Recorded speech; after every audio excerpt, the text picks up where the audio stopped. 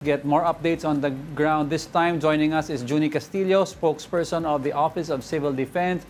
Magandang hapon po, Spokes. Thank you for joining us.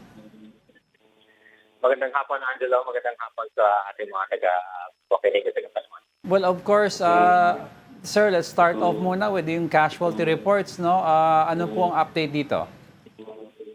Base doon sa ating pong mga information that we have gathered doon sa ating mga based on the casualties at saka mga information, ang ating pong mga apektadong mga abot na po ito ng 32,926 families coming from 163 barangays na affected po ito from regions 9, 11, Region 12, and BARM. Okay, and so far po, ano po yung mga challenges sa rescue operations na nangyayari, and at to what point will it be called rescue? Ano po yung cut-off natin dito?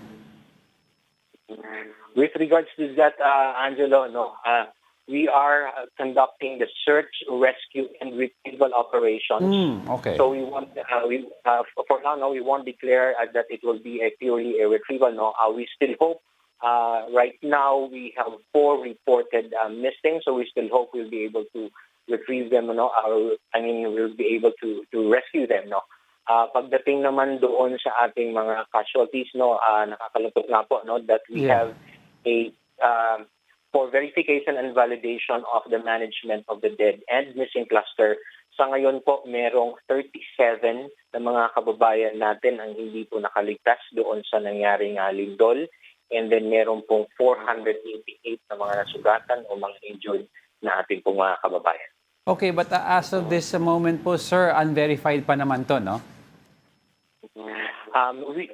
Meaning, Angelo, the management of the dead and missing cluster have these reports already, meaning identified. Most of them are identified. We just have to verify if the cause of the death is really directly related to the earthquake. And so far, sir, kasi I understand madaming aftershocks na nangyayari. How does this pose a risk to the rescuers?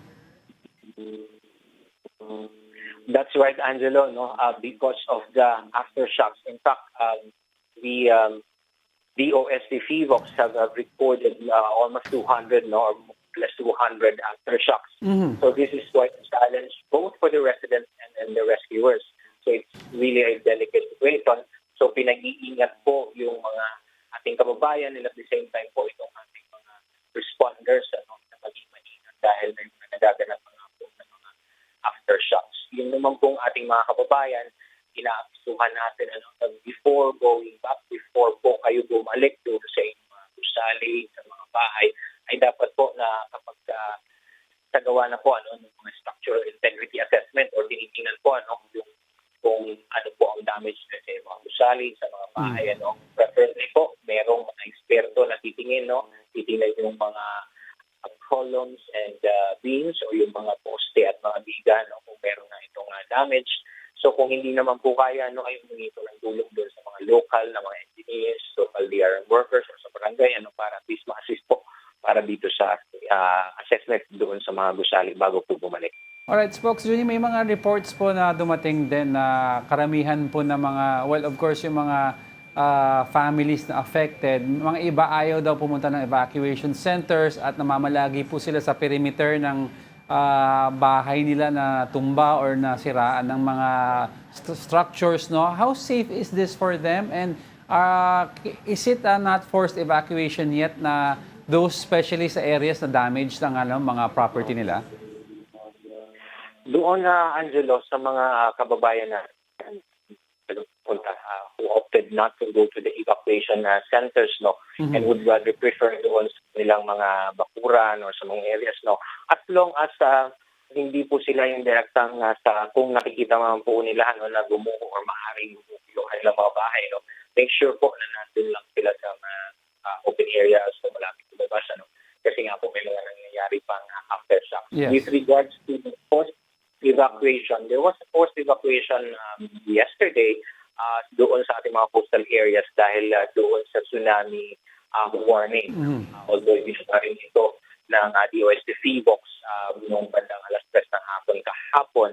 Pero po, inaabisuhan natin, sana po ay we heed to the call, makinig tayo sa abiso po ng ating mga lokal na otoridad, kung ano po yung mas ligtas na gagawin natin. Alright, sir. Yung sa mga highly affected areas, how is the communication lines going in and out? And kamusta na pa ang power natin? With regards to the communication lines natin, so far, nakakontakt naman natin all OCD regional offices, yung mga local DRRM offices natin, ay maayos po yung linya ng komunikasyon. Pero there are some areas po na yung mga signal po on the general public ay wala. So through the Emergency Telecommunications Cluster na pinamumunuan po ng Department of Information and Communications Technology or DICT ay yung iba po may mga nakadeploy na and then maglalagay pa po yung mga facilities for our general public to be able to charge at makapag-concentrate po may mga kamag-anak para sabihin at may paalam ng kanilang sitwasyon. Alright. And then so far po, what is yung yung mga important things na kailangan for our rescuers at sa mga kababayan natin? Is there anything else we need na kulang pa as of now? Sa ngayon po, with the response operations, especially for the search and rescue and retrieval operations, so far the local government units and the local personnel of the national government agencies, PNP, AFP, they haven't requested yet for augmentation. But just the same, the regional and the central government response agencies are on standby in case they would need to be deployed. So nakahanda po yung augmentation natin para doon sa kinakagawa po ng local na operations. All right. I won't take much of your time, sir. I know you're busy. Thank you very much for joining us on the show, Mr. Juni Castillo, spokesperson of the Office of Civil Defense. Thank you very much, Angelo.